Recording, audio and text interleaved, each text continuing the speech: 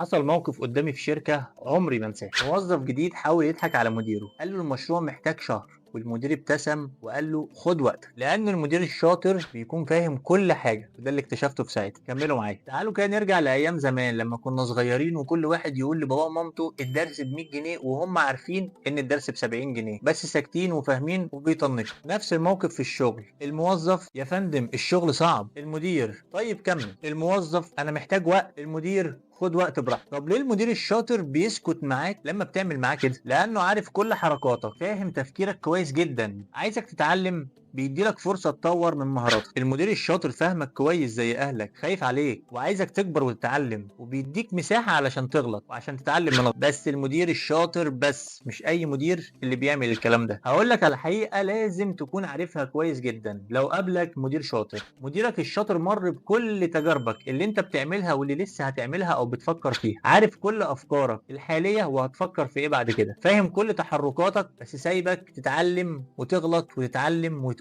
ده المدير الشاطر، باكد المدير الشاطر. خليني بقى اسالك سؤال، هل فاكر اي موقف حاولت ان انت تضحك فيه على مديرك وهو فعلا كان فاهمك؟ اكتب لنا في الكومنتات، وما تنساش اللايك والشير وتدعمنا على القناه، واستنونا في الفيديوهات اللي جايه هتعجبكم جدا. السلام عليكم ورحمه الله وبركاته.